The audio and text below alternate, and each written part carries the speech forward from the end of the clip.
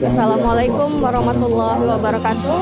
Tim Waspada TV saat ini sedang berada di kediaman tokoh masyarakat Sumut, Bapak Haji Rahub Manarahap dan Ibu Haji Rita Rahub Manarahap.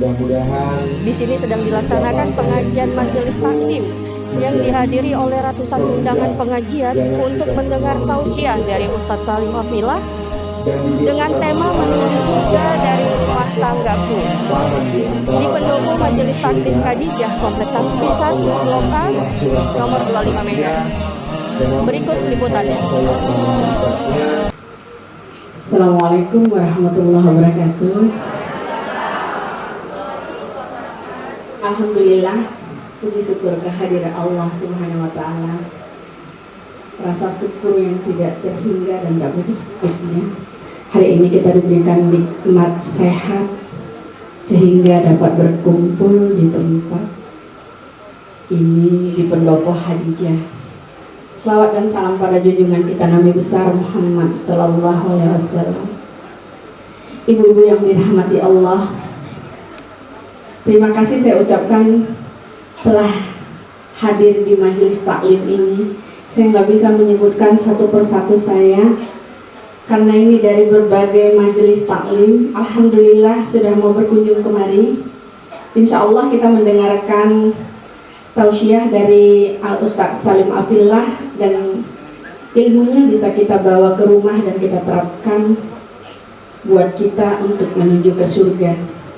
Mudah-mudahan nanti kita berkumpul di surganya Allah. Kita menjadi saudara di dunia dan menjadi saudara di akhirat. Mari kita sama-sama nanti menyimaknya dengan baik, dengan tertib, mudah-mudahan menjadi bekal kita dunia dan akhirat. Billahi taufiq wal hidayah. Assalamualaikum warahmatullahi wabarakatuh.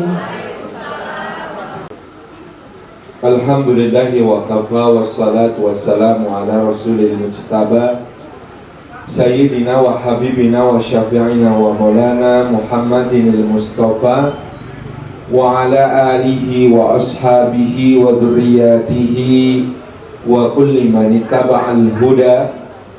Asyhadu an la ilaha illallah wahdahu la syarikalah wa asyhadu anna Muhammadan abduhu wa rasuluh la nabiyya wa la rasula ba'dah.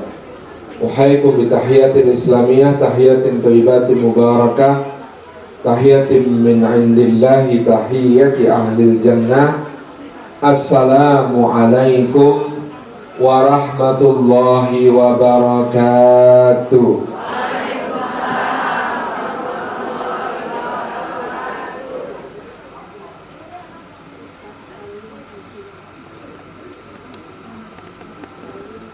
Puji syukur kehadirat Allah Subhanahu wa taala atas limpahan karunia-Nya. Kita dihimpun pada kesempatan pagi menjelang siang ini untuk bermajelis ilmu. Mudah-mudahan setiap langkah yang kita tempuh menjadi pemudah jalan kita semua menuju ke surga. Dan duduk kita semua semoga termasuk taman di antara taman-taman surga, tempat Allah mencurah-curahkan rahmat-Nya, menaungkan sayap-sayap malaikatnya, menurunkan sakinah ke dalam hati kita, dan menyebut-nyebut nama kita semua dengan bangga pada makhluk-makhluk mulia yang ada di sisinya. Yang kami taklimi segenap pengurus majelis taklim kita, para alim, para ulama, para asatid, para ustadzat, guru-guru umat, para tokoh masyarakat, para sesepuh, hadirin hadirat semuanya. Barakallahu fikum. Sungguhnya sekeluarga, serumah tangga sampai ke surga adalah cita-cita kita semua. Maka di dalam Al-Quranul Karim Allah menyatakan, udkhulul jannata antum wa azwajukum tuhbarun. Ketika seorang mukmin diperintahkan untuk memasuki surga Allah, Allah katakan kepadanya, masuklah ke dalam surga kamu dan pasanganmu digembirakan oleh Allah Subhanahu wa ta'ala. Kepada keluarga-keluarga, Allah pun berfirman, Jannatu adni yadkhulunaha ma'aman salaha min abaihim wa azwajihim wa abnaihim. Surga Aden yang kelak akan mereka masuki bersama orang-orang yang berbuat kesalehan dari bapak-bapak mereka, pasangan-pasangan mereka, dan anak-anak mereka. Dalam pembicaraan keluarga yang lebih besar, Allah Subhanahu wa ta'ala juga mengatakan, alladzina amanu wa taba'athum dzurriyyatuhum biiman alhaqna bihim dzurriyyatahum. Orang-orang yang beriman dan anak cucu mereka mengikuti di dalam keimanan tersebut, maka kelak akan kami himpunkan mereka bersama seluruh garis keturunannya di dalam surga yang sama. Di dalam hadis Nabi SAW, Rasulullah SAW menyampaikan, ada seorang hamba yang dimasukkan ke dalam surganya Allah yang tinggi. Lalu hamba ini bertanya, Ya Rabbi, di manakah bapakku, ibuku, di manakah istriku, di manakah anak-anakku? Dijawab untuknya, wahai hamba, sesungguhnya amal-amal mereka tingkatannya tidak seperti amal-amalmu, maka kedudukan mereka di akhirat tidak seperti kedudukanmu. Lalu hamba ini menyampaikan, dan sesungguhnya Allah telah maha tahu. Dia berkata, Ya Allah, dulu di dunia ketika saya beramal, saya meniatkan bukan hanya untuk diri saya sendiri. Setiap kali saya beramal, saya niatkan pahalanya juga untuk bapak ibu saya niatkan pahalanya untuk istri saya niatkan pahalanya untuk anak-anak saya. Maka Rabb kita Jalla Jalaluh dengan rahmatnya berfirman, himpunkan seluruh keluarganya, kumpulkan bersamanya di dalam surga yang sama yang telah diraihnya. Ini menunjukkan cita-cita kita bersama sampai ke surga adalah hal yang memang Allah Subhanahu wa ta'ala tuntunkan kepada kita. Maka kemarin saya bercerita, saya takjub ketika pada suatu hari dalam kajian seperti ini ada suami istri yang hadir, kemudian dia bertanya, Ustaz, alhamdulillah kami keluarga yang harmonis, saya dan suami insya Allah sakinah mawaddah warahmah. Tapi boleh tidak Ustaz, kami bercita-cita nanti kalau kami masuk surga, saya punya cita-cita suami saya di surga bukan yang ini, dan suami saya juga punya cita-cita nanti di surga istrinya bukan saya. Aduh mak, mau ku jawab apa ini? Pertanyaan macam ini. Maksud saya, jangankan di surga, di dunia saja kebersamaan itu sesuatu yang sangat indah dan sangat berharga bagi kita. Saya di tahun 2015 diundang safari dakwah ke Amerika Serikat itu di 11 kota selama 21 hari waktu itu. Masih semangat waktu itu, pergi lama-lama. Kalau sekarang tak kuat lagi pergi lama-lama. Berangkat, begitu sampai di sana, di setiap kota mengisi acara selesai, panitia menawarkan, Ustaz, di sini ada tempat yang indah sekali pemandangannya. Ustaz pasti mau lihat. Ayo Ustaz, kita antar ke pemandangan indah itu. Saya mengatakan, tak usah lah Pak. Loh, kenapa Ustaz kok nggak mau? Belum tentu kesini lagi loh Ustaz. Mumpung di sini, ayo kita lihat pemandangannya, kata dia. Enggak Pak, nanti saya kalau lihat pemandangan indah, khawatirnya saya malah sedih. Kok bisa begitu? Iya, karena kalian undangnya aku sendiri saja. Tak kalian undang istriku. Padahal aku tahu yang paling suka lihat pemandangan indah itu istriku. Maka kalau aku lihat pemandangan indahnya sendiri saja, itu bikin aku sedih, karena istriku tak ikut lihat. Begitu ya, iya. Terus bagaimana ini, kita jalan-jalan tidak jalan-jalan pun boleh. Kemana? Ke tempat yang istriku tak terlalu suka. Supaya apa? Supaya rasa bersalahku tidak terlalu besar. Wah, kalau begitu jalan-jalannya kemana? Ke museum saya. Itu aku suka, istriku tak terlalu suka. Pernah pula di rumah, Masya Allah, sudah nyiapkan keranjang piknik, diisi makanan, bawa tikar, bawa tenda yang bisa disetel dengan mudah, ya, bawa peralatan-peralatan untuk ya menikmati pemandangan. Begitu kami mau pergi, kalau di Jogja ada namanya hutan pinus di Mangunan, itu bagus sekali untuk suasana piknik keluarga. Begitu mau berangkat, hujan turun deras. Bagaimana ini? Akhirnya balik lagi masuk ke rumah, pintu semua ditutup, korden-korden ditutup, tirai-tirai ditutup, matikan lampu semuanya, nyalakan lilin, pasang tendanya. Setelah laptop, suara burung berkicau. Ternyata anak-anak sudah suka sekali tuh main keluar masuk tenda, makan gitu ya. Kemudian tiup lilin, nyalain lagi. Masya Allah, sudah bahagia, nggak perlu pergi ke hutan pinus. Karena ternyata yang terpenting bukan soal kemana, tapi bersama siapa. Maka kebersamaan di surga adalah penggenap kesempurnaan, keberuntungan, kebahagiaan orang yang masuk surga. Seindah apapun surga, kalau masuknya sendiri, rasanya ada yang kurang, rasanya ada yang hilang, rasanya ada yang perlu untuk diraih. Seperti bapak tadi, orang tadi yang diceritakan dalam hadis tadi, dia tanya, mana bapakku, mana ibuku, mana istriku, mana anak-anakku.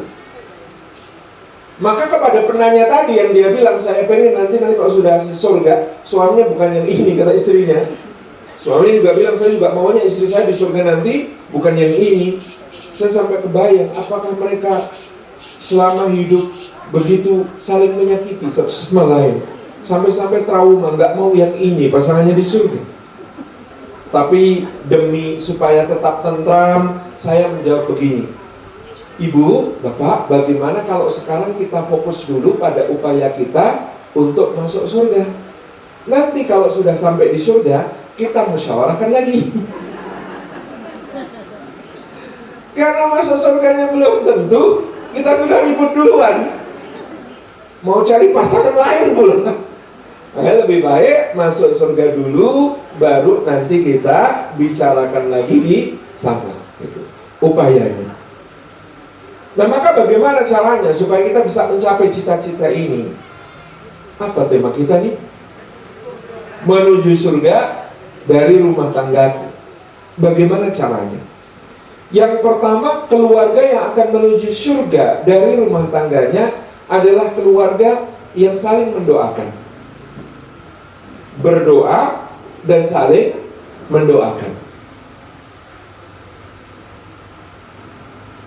Suami mendoakan istri, istri mendoakan suami, orang tua mendoakan anak-anak, anak-anak mendoakan ayah bundanya. Apa doanya? Salah satu yang diajarkan di dalam Al-Quran, di surat Al-Furqan oleh Allah melalui lisan hamba-hambanya yang maha pengasih, Ibadur Rahman.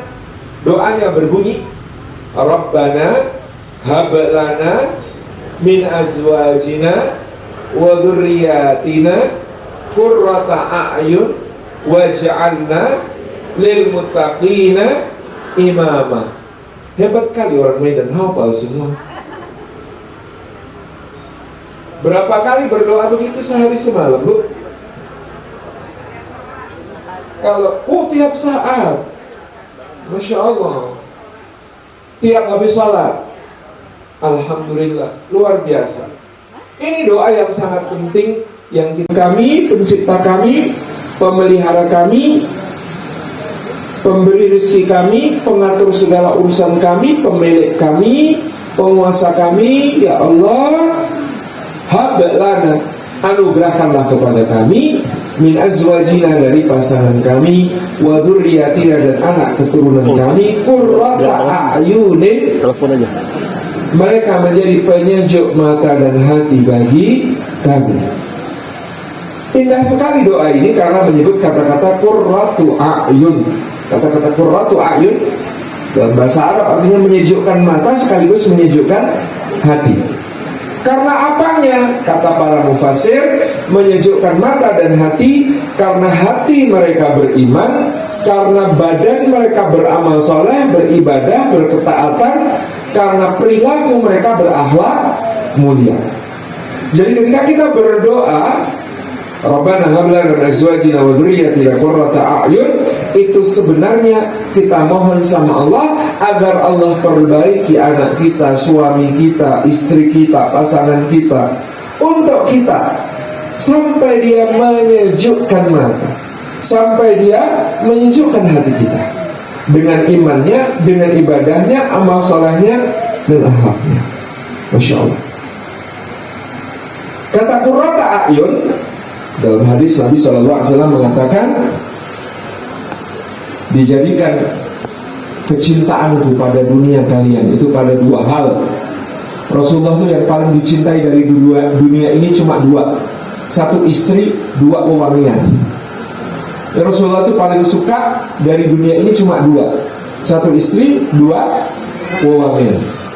Wa ju'ilat qurratu 'aini fis salati, dan dijadikan oleh Allah qurratu aini, qurratu a'yunku itu di dalam salatku. Maka dari sini fahaman kita adalah bahwa yang namanya qurratu a'yun lebih tinggi dari sekedar cinta. Maka ketika kita mohon sama Allah, ya Allah, pasanganku, anak keturunanku jadikan qurratu a'yun, itu artinya semoga Allah jadikan pasangan kita dan keturunan kita lebih dari sekedar cinta, lebih dari sekedar cinta, lebih tinggi daripada itu. Maka ibu-ibu kalau rajin membaca Rabbana hab lana min azwajina wa dzurriyyatina qurrata a'yun, maka mudah-mudahan ibu-ibu dikarunia Allah suaminya semakin saleh, semakin baik hati, tidak sombong, gemar sedekah, ya.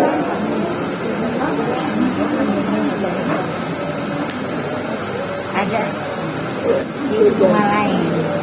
Barakallahu fikum. Kan jumpa dia lagi merantau. Dan semua kebaikan-kebaikan padanya ini dengan doa kita itu. Dan ibu-ibu akan melihat suaminya bukan cuma wujud dunianya, yang makin tambah hari makin keriput, yang makin tambah hari giginya tanggal satu-satu, yang makin tambah hari mungkin ada yang makin berisi dan perut mendahului karir. Tetapi akan terlihat bayangan surgawinya. Seperti apa ini bapak-bapak nanti kalau masuk surga, ibu-ibu? Ini suaminya ibu-ibu ini nanti kalau masuk ke surga, maka kata Nabi SAW, tampangnya, parasnya setara Nabi Yusuf alaihissalam. Benar bu, serius ini. Ada di hadis dalam Musnad Ahmad, laki-laki yang masuk surga dibangkitkan Allah dalam bentuk rupa setara Nabi Yusuf, yang bisa bikin ibu-ibu dharma wanita kerajaan Mesir ngiris-ngiris jari tanpa terasa.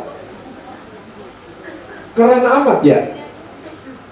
Umurnya berapa bu ketika masuk surga itu? Di surga umurnya rata-rata sama seperti umurnya Nabi Isa ketika diangkat ke langit oleh Allah Subhanahu wa ta'ala. Umur berapa itu? 33 tahun. Ingat bu, waktu bapak 33 kayak apa? Nah, seumur itu. Tabarakallah. Itu yang kemudian akan wujud. Makanya ibu kemudian ngeliatin suami Karena berdoa Rabbana hab lana min azwajina wa dzurriyyatina qurrata a'yun. Masya Allah, suamiku bening, ahli surga, soleh. Cuman ini lagi acting nih. Actingnya acting bikin kita jengkel. Untuk menguji kesabaran kita. Sabar gitu ya. Sebaliknya bapak-bapak rajin baca doa ini, maka yang akan terjadi, ibu-ibu pun tampak beningnya seperti yang disebutkan para ulama. Wanita salehah kalau masuk surga, maka dia 72.000 kali lipat, 70.000 kali lipat lebih cantik daripada bidadari yang paling cantik. Jadi ibu-ibu itu nggak perlu takut kesaingan sama bidadari. Beda level bu, beda level.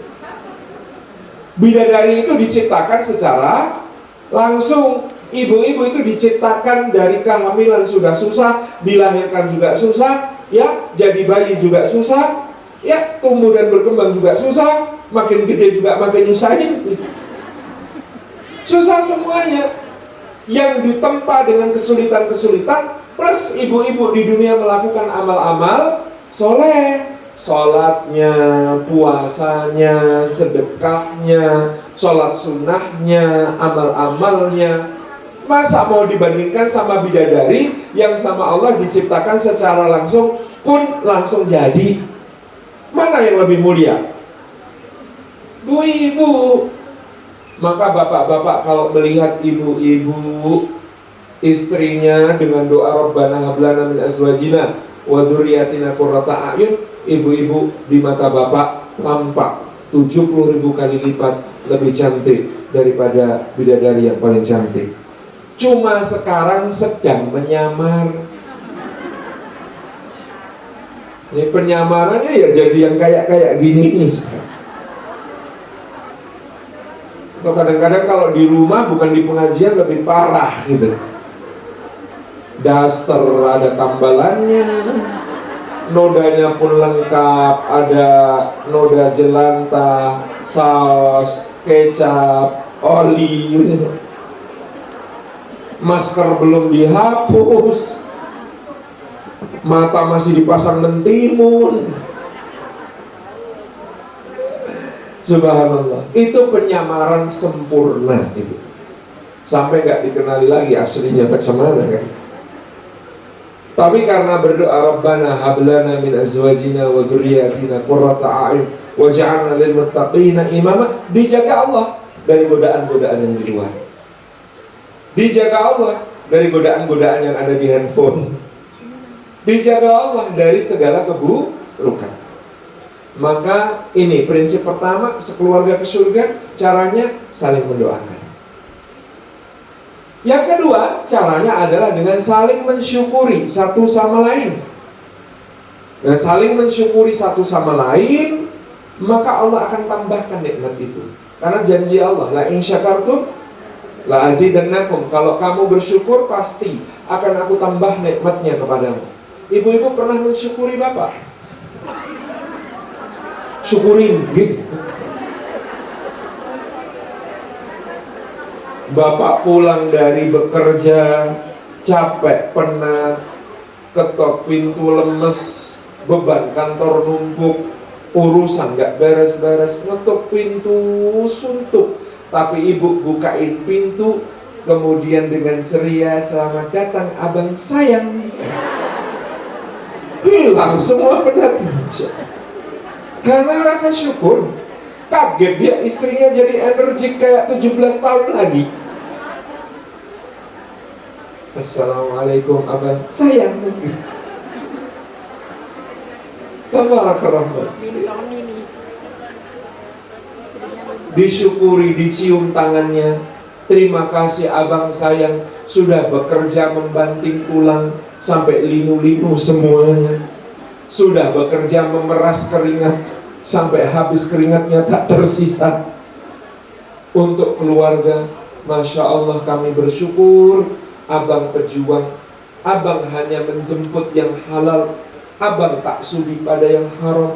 Bangga sekali kami serumah bang, meskipun gaji abang di bawah UMR. Karena mensyukuri suami. nanti Allah akan tambahkan nikmatnya. Karena yang namanya rezeki bukan cuma gaji. Ada banyak orang yang gajinya besar, rezekinya kecil. Ada banyak orang yang gajinya kecil, rezekinya kecil. Insya Allah saya sering cerita, naik pesawat bareng di kelas bisnis waktu itu, duduk samping saya bapak-bapak usia 50-an akhir, waktu itu tahun 2008, saya masih lebih muda daripada sekarang. Itu duduklah kita, karena di kelas bisnis makanannya datang terus gitu ya. Saya ini kan orang desa, jadi makannya itu yang makan senang sekali dikasih makan begitu. Sebelah saya dia pegang gelas isi air putih, memandang saya dengan pandangan senewan.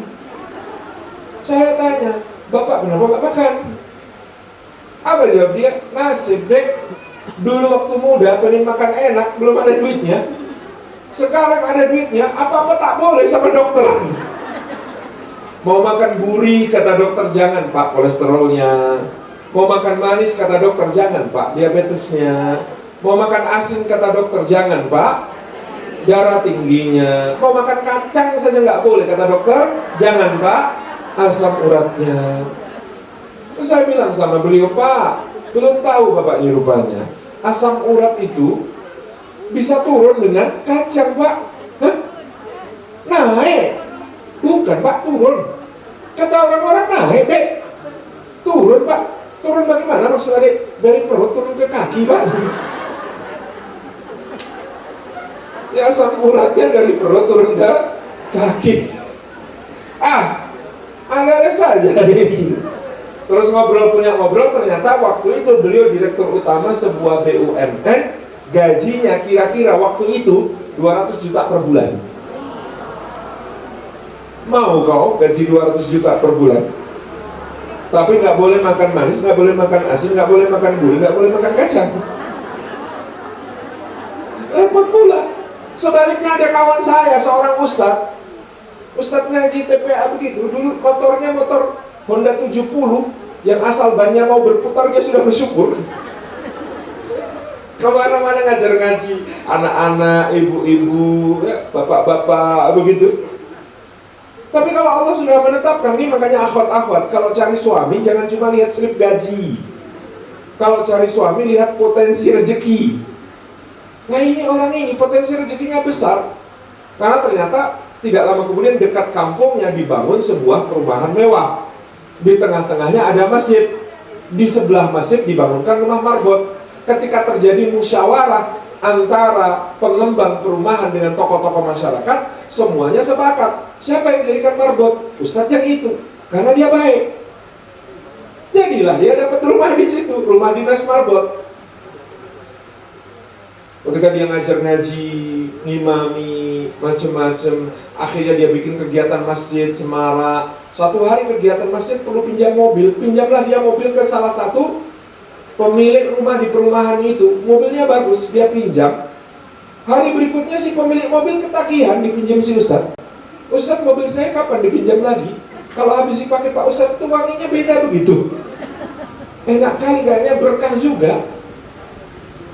Tetangga sebelahnya protes, Ustadz, jangan mobil dia terus yang dipakai kegiatan masjid. Mobil saya kapan? Tetangga sebelahnya mengatakan, kalau begitu dijadwal Pak Ustadz. Dia mobil hari Senin, ini mobil hari Selasa, saya hari Rabu, ini Bapak ini Kamis, ini Bapak ini Jumat, ini Sabtu, ini Ahad. Tiap hari ganti mobil, Bu. Ini Ustadznya kemudian tiap hari ganti mobil. Para pemilik mobil di perumahan itu kalau pergi ke kantor naik sepeda sesuai anjuran dokter. Rezeki begitu. Ayo mensyukuri, itu penting. Itu ya, karena rezeki itu keliru orang cuma hitung dari angka. Kesehatan, ketentraman, ya, kebaikan, berkah, rezeki semuanya. Istri salihah, suami saleh, anak-anak solihin dan solihat, tetangga solihun, rezeki semua. Insyaallah disyukuri. Bapak-bapak juga mensyukuri istri, cium tangannya, terima kasih sayang, dulu ketika belum menikah denganku tanganmu halus, sekarang mulai dia pecah-pecah. Maafkan aku, tapi ini pasti akan menjadi saksi di sisi Allah bahwa engkau istri salihah. Senangnya istri dibilang begitu ya. Cuma dibilang begitu aja senang. Bahaya aku nih rupanya. Itu Masya Allah. Satu hal, mensyukuri satu sama. Kepada anak-anak pun begitu, Bu. Makasih ya abang, hari ini abang menjadi anak yang soleh, jadi contoh buat adik-adik. Mama bangga sama abang. Oh senangnya dia hari itu. Hari berikutnya akan dia ulang, aku mau jadi anak soleh lagi, biar dipuji sama bunda lagi. Senang. Lalu bundanya menyadarkan, pujian bunda nak gak ada artinya kalau Allah yang memuji, indah lagi nak. Masya Allah, makin senang dia, makin jadi anak yang soleh, makin jadi anak yang baik. Karena luar biasa. Lalu kadang-kadang kita ini ibu-ibu, apalagi ibu-ibu yang muda nih, anaknya ambil piring, makan, habis makan, piringnya dibawa ke tempat cuci piring. Di tengah perjalanan, piringnya lepas dari tangan, pecah berantakan. Mana yang ibu-ibu komentari? Yang ibu-ibu komentari bahwa dia mau bertanggung jawab habis makan piringnya dibawa ke tempat cuci piring, atau yang ibu-ibu komentari jatuhnya piring dan pecah yang dia tidak sengaja. Rata-rata kita kan komentari yang jatuhnya itu. Ya Allah, malah pecah. Udah sini bunda aja, gitu ya Bu. Karena kita nggak mau repot. Tapi ibu lupa, karena ibu sering bilang sudah sini bunda aja. Nanti dia umur 15 tahun disuruh bantu cuci piring. Nah, cuci piring lah. Nah, enggak, kenapa? Dari dulu bunda sudah bilang, udah bunda aja. Iya, udah bunda aja. Tapi coba bayangkan kalau ibu bilang sama anak ini, Masya Allah nak, anak bunda hebat. Habis makan piringnya mau dibawa ke tempat cuci piring. Itu keren nak, namanya anak bertanggung jawab. Qadarullah, jatuh ya nak ya, pecah ya nak ya. Gak apa-apa kali ini, ayo abang bersihkan, bunda yang bantu.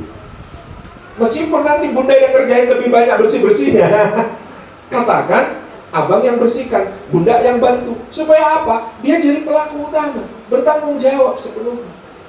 Latihan jadi orang seutuhnya. Ayo abang bersihkan, bunda yang bantu. Masya Allah, hari berikutnya dengan bangga dia bawa piring lagi, 2 sekalian. Pecah semua pula. Tapi itu disyukuri, jadi dia jadi tahu mana yang harus diulang, mana yang harus diperbaiki, mana yang harus dilakukan, mana yang jangan dilakukan. Dia jadi tahu, karena kita mengapresiasi, karena kita memuji. Maka memuji itu ada ilmunya, benar. Yang baik itu memuji pada apa yang menjadi perjuangannya, effortnya, usahanya.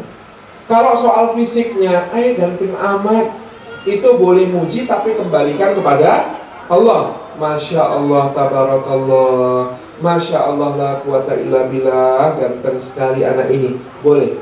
Kalau sekali ganteng sekali, jangan. Karena pada keadaan ujub, lalu ada yang dengki, bisa datang yang namanya ain. Ain itu pertemuan antara orang doanya mustajab dengan dengki. Mungkin dia doanya lagi dikabulkan sama Allah, tapi dia lagi ada dengki karena melihat nikmat yang ada pada anak kita. Misalnya, jadilah itu bahaya bagi anak kita. Itu cuma. Ini saling mensyukuri, puji kebaikannya. Masya Allah, abang keren, bisa cuci celana sendiri. Meskipun nyucinya masih banyak noda menempel. Tapi jangan kemudian langsung, udah gak bisa kamu sini. Nanti kalau dia sudah main, baru ibu bersihkan ulang. Tapi nanti, biar dia kerjakan, kita apresiasi, keren amat, abang bisa nyuci sendiri. Terus dia sudah taruh di jemuran. Biarin. Jangan sampai ketahuan kalau ibu perbaiki cuciannya itu tadi. Itu insya Allah membuat dia makin pede untuk melakukan hal-hal yang baik. Caranya saling mensyukuri. Yang pertama saling mendoakan, yang kedua saling mensyukuri. Yang ketiga saling menjaga, Bu. Karena Allah mengatakan ya ayyuhalladzina amanu anfusakum wa ahlikum nar. Jagalah dirimu dan keluargamu dari api neraka. Penting saling menjaga dari api neraka. dalam segala aspeknya, dari yang paling fisik sampai paling batin. Paling fisik, misalnya bapak-bapak sudah ngomong sama ibu, coba kalau ke salon sana, anak-anak biar main sama aku. Itu apa maksudnya? Bapak-bapak sampai bilang, cobalah kau ke salon sana, anak-anak biar main sama aku. Ini suami soleh. Mungkin di luar sana ada godaan yang cantik jelita, kena di bayang-bayangnya, dia mau alihkan ke yang halal tidak memenuhi syarat. Maka dia suruh istrinya pergi ke salon. Biar apa? Biar terjaga pandangannya. Karena kalau yang haram ini dituruti bahaya. Dia palingkan ke yang halal. Yang halal ini sedang tidak sedap dipandang, makanya dia suruh pergi ke salon. Maka jangan dalam keadaan seperti itu ibu-ibu jawab, kok tak lihat ya? Cucian numpuk sebegitu, piring gelas kotor semua, rumah berantakan, masak pun aku belum sempat, kok suruh pulang ke salon? Jangan bu, kalau suami sampai nyuruh ke salon, kode. Karena begini, kalau ibu tak sempat masak, rumah makan banyak yang buka. Kalau ibu tak sempat nyuci, laundry pun murah kiloan sekarang. Kalau ibu-ibu tak sempat beres-beres rumah, panggil tetangga yang duafa, kasih duit, senang dia. Tapi soal yang satu itu, suami ibu gak boleh minta bantuan orang lain. Paham? Ini harus saling menjaga. Demikian pula suami. Nabi SAW itu memberi contoh. Pulang dalam keadaan rapi, dalam keadaan wangi, sudah bersiwak pakai wewangian. Gak pernah, kata Anas bin Malik, Rasulullah ketuk pintu rumah, mengucap salam, minta izin masuk sama keluarga, kecuali beliau sudah bersiwak dan memakai wewangian. Ketemu keluarga itu fresh. Maka begitu sampai rumah, langsung dinaikin cucu-cucu, dijadiin kuda-kudaan keliling rumah, kuat, sehat, fresh. Bapak-bapak sekarang pulang ke rumah, anaknya nyebut, ayah. Aku jangan. Oh ya, jangan. Geletak dia langsung di sofa. Nah ini kan nggak tersambut cinta dan kasih sayang. Makanya saya bilang sama bapak-bapak itu pergi keluar rapi, bersih, seger, itu ketemu kepentingan. Bapak-bapak pulang ketemu cinta dan kesetiaan, harusnya lebih segar lagi. Ibu-ibu pulang, kadang aku heran, dandan pergi ke pengajian lebih cantik daripada dandan sambut suami. Loh, bu, yang paling besar pahalanya itu dandan sambut suami. Kalau pergi ke pengajian, salah-salah tambah pusing ustadznya. Begitu. Barakallahu fikum. Jadi saling jaga. Dari hal yang saling, hal seperti ini. Karena Nabi SAW mengatakan kepada para suami, kalau kau tergoda di luar sana oleh syaitan, syaitan yang menghias perempuan lain menjadi tampak cantik di matamu, pulang kau, temui istrimu di rumah. Karena pada istrimu terdapat segala yang ada pada wanita di luar sana itu, tapi lebih suci dan berpahala di sisi Allah. Ini agama menjaga kita, sampai menjaga dalam bentuk yang luar biasa. Seorang sahabat Nabi SAW itu dipuji oleh Nabi sebagai ahli surga. Gara-gara apa bu? Gara-gara dia menggantung sebuah cambuk di atas pintu rumah. Lalu dia kumpulkan istri sama anak-anaknya. Dia bilang, istriku, anakku, kalau kalian bapak dapati suami kalian ini, suamimu ini, bapak kalian ini melanggar apa yang dilarang Allah, masing-masing kalian punya hak, pukulin dia pakai cambuk ini. Pukul aku pakai cambuk ini kalau aku melanggar larangan Allah. Tapi begitu pula kalau aku dapati kamu melanggar larangan Allah, istriku atau kamu, anakku, aku cambuk pula kau pakai ini. Ini karena semangatnya untuk menjaga jangan sampai keluarganya jatuh ke dalam kemaksiatan dan dosa. Maka kata Nabi SAW, seorang suami seperti ini, seorang bapak seperti ini, ahli surga. Karena sangat besar tanggung jawabnya untuk menjaga dirinya dan keluarganya dari api neraka. Karena jaga dari api neraka itu bu, lebih sulit daripada memasukkan ke dalam surga. Tahu maksudnya? Kalau masuk surga, itu ada 3 kemungkinan. Kemungkinan pertama, masuk surga tanpa hisab. Saking tingginya kemuliaan, sehingga gak perlu diaudit lagi. Udahlah, kok ini orang baik, masuk surga sana. Sama Allah dibegitukan. Model kedua masuk surga, dihisab, diperhitungkan amalnya, dihitung-hitung, ternyata banyak amal soleh daripada amal salah, banyak pahala daripada dosa, maka dia pun masuk surga. Ayo masuk, kamu pahalanya lebih banyak.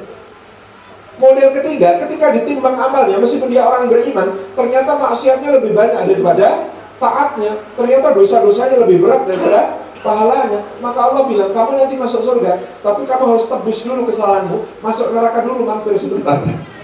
Sebentarnya berapa ya Allah? Sehari saja. Sehari di akhirat itu berapa? 1000 tahun. Ini yang repot. Akhirnya, kalau masuk dalam surga, tiga-tiganya ini masih mungkin.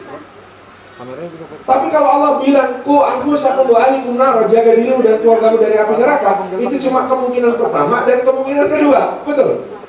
Langsung masuk surga harus, nggak perlu mampir ke neraka.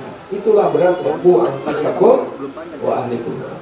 Jadi yang pertama saling mendoakan, yang kedua saling mensyukuri, yang ketiga saling menjaga, yang keempat saling bersabar. Sabar bu, ya Allah, saya sudah doakan suami saya supaya jadi orang soleh.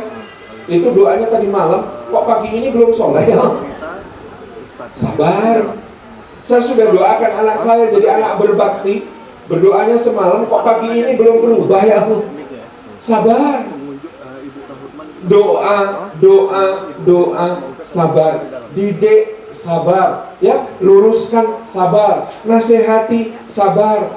Caranya banyak yang harus ditempuh untuk kemudian menjadikan pasangan kita, anak kita yang semua jadi ujian bagi kita itu, supaya dia insya Allah menjadi seperti harapan kita. Ada orang datang kepada guru saya, Allahu yarham Keji Mu'tamid Khalil, suami istri benar. Suami istri nangis-nangis datang, Pak Kiai, bagaimana kami ini Pak Kiai? Dosa apa kami ini Pak Kiai? Kami punya anak 3, yang 2 alhamdulillah mondoknya bagus, ngajinya beres, sekolah kuliah oke, sekarang bekerja mapan, berkeluarga baik Pak Kiai.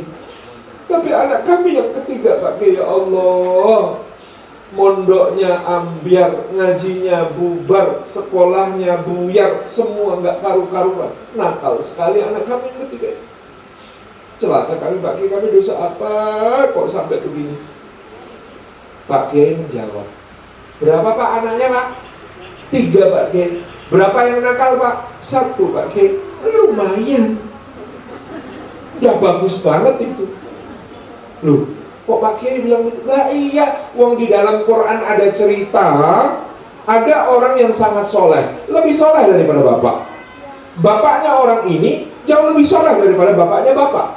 Apalagi kakeknya, sesoleh-solehnya soleh pada zamannya, jauh lebih soleh daripada kakek bapak. Namanya Yakub bin Ishak bin Ibrahim. Nabi Yakub, anaknya Nabi Ishak, cucunya Nabi Ibrahim. Itu anaknya 12, yang nakal 10, yang soleh hilang. Tragis sekali nasibnya. Jadi kalau bapak anaknya 3, yang nakal cuma 1, bagus sekali, bagus sekali. Bapaknya ngomong sama istrinya, Bu, kayaknya salah curhat gitu. Pak Kiainya ekstrim amat ini ngasih contoh. Enggak, kata Pak Kiai, enggak begitu Pak, maksud saya, pertanyaannya Nabi Yakub akhirnya bahagia, happy ending apa enggak? Happy ending. Anaknya ngumpul semua, mulia semua, ya ditarik oleh Yusuf alaihissalam yang paling mulia. Kemudian ketika Yakub mau wafat, anaknya kumpul di sekelilingnya, ditanya sama beliau, nanti kalian sembah apa sepeninggalku? Anaknya menjawab semua, kami sembah Allah. Ketika wafat itu, senyumnya mengembang lebar. Nah, Nabi Yakub sukses, happy ending. Apa rahasianya? Kata Pak Kiai. Apa Pak Kiai rahasianya? Rahasianya karena Nabi Yakub bilang, innama asku bathi wa husni ilallah. Hanya kepada Allah aku adukan semua kesusahan dan kesedihanku. Oh begitu Pak Kiai. Iya, makanya jangan ngadu ke saya. Saya juga punya masalah sendiri. Ngadunya sama Allah. Beres kalau ngadunya sama Allah. Begitu ya Pak. Jadi kami harus terus doakan anak kami. Betul. Karena banyak kejadian Pak. Saya juga punya banyak teman begitu kok. Muakal orangnya. Badu. Barbar pokoknya anak. Tapi orang tuanya gak pernah lelah mendoakan. Ya Allah, jadikan anak soleh. Ya Allah, karuniakan tobat nasuha. Ketika orang tuanya masih hidup, dia gak lihat anaknya jadi soleh. Tapi begitu orang tuanya wafat, jadi jalan hidayah buat anaknya. Ba'da bapaknya meninggal, ibunya meninggal, berubah dia jadi anak soleh. Ya enggak? Banyak kejadian begitu. Banyak. Kayak sabar sebentar. Mungkin memang ibu-ibu, bapak-bapak ditakdirkan menikmati kesolehan anaknya bukan di dunia, tapi di akhirat. Asalkan tidak putus asa, minta sama Allah. Sabar. Insya Allah. Saling mendoakan, saling bersyukur, saling menjaga, saling bersabar, ketemu kembali, berhimpun di surga Allah SWT. Jazakumullah khairan. Karena waktunya habis, saya sudah diperingatkan, kami harus segera menuju ke Kuala Namu untuk kembali ke Jogja. Mohon izin, mohon maaf, lain waktu. Siap Bunda, Masya Allah. Mau ikut ke Jogja Bunda? Ayo siap-siap gitu. 1 menit silakan. Assalamualaikum warahmatullahi wabarakatuh. Perkenalkan Pak, saya Mbak Nuni dari Kota Gede, Yogyakarta. Dalam saking Jogja, wonten mriki sampun kawan doso kalih tahun. Saya Puja Kesuma, Putra Jawa, keluyuran di Sumatera, karena saya lahirnya di sana. Saya membawa satu anak Chinese, baru masuk Islam Pak. Jadi tadi malam sudah Iqra 4 ya nak. Jadi kepengen dinasihati 1 menit. Ini Chinese, orang tuanya, maaf Pak, orang tuanya belum tahu semua karena pernah ketahuan, terus masukkan ini lagi, terus sekarang ini kontrak sendiri Pak, kerja di tukang emas orang Chinese juga, jadi dia nggak bisa sholat zuhur sama asar, jadi sholatnya hanya tahajud, duha mau berangkat dan sholat isya sama maghrib. Mohon dinasihati Pak, terima kasih. Baik, barakallahu fiik. Hidayah Allah. Yang pertama, inilah Islam. Islam itu diimani dengan pemahaman. Maka saya berharap tidak ada tekanan dari siapapun, tidak ada paksaan dari siapapun. Kesadaran betul-betul untuk memilih ini sebagai jalan hidup, insya Allah. Yang kedua, semua yang beriman pasti diuji. Ahasiban nasu ayyutraku ayyaqulu amanna wa hum la yuftanun. Memangnya manusia mengira kalau mereka sudah mengatakan aku beriman, dia akan dibiarkan ditinggalkan? Enggak, kata Allah, pasti akan kami uji. Untuk kami ketahui mana yang imannya sejati, mana yang belum teruji. Gitu ya. Jadi siap dengan ujian. Insya Allah semua kesulitan yang dihadapi, semua permasalahan yang harus dihadapi, bagian dari ujian yang akan meningkatkan level kita, meningkatkan kedudukan kita di sisi Allah. Makin berat ujiannya, berarti makin kokoh insya Allah keimanannya. Makin tinggi pohonnya, makin kencang anginnya. Sabar, insya Allah ini bagian dari ujian. Yang ketiga, di dalam beriman maka ada yang namanya ukhuwah. Inilah saudara kita semuanya, inilah saudari kita semuanya. Bersama-sama insya Allah saling support, bersama-sama insya Allah saling bahu-membahu di dalam keimanan. Ayo bunda-bunda ya, saya mohon dampingi saudari kita, jadikan saudari sepenuhnya bersama dalam keimanan, menuntut ilmu, beribadah ya, berbuat baik bareng-bareng, insya Allah akan menjadi persaudaraan sampai ke akhirat nanti. Barakallahu fikum. Mudah-mudahan Allah mudahkan, Allah jaga, jadikan sebagai muslimah salihah qanitah hafizah min ahli jannah insyaallah. Terima kasih. Jazakumullah khairan.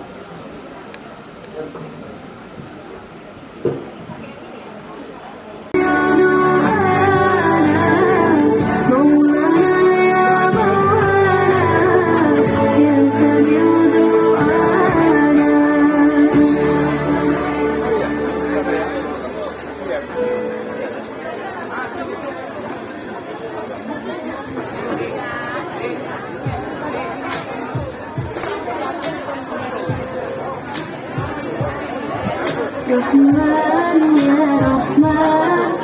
ساعدني يا رحمن اشرح صدري قرآن اقرأ قلبي قرآن واصل حياتي قرآن رحمن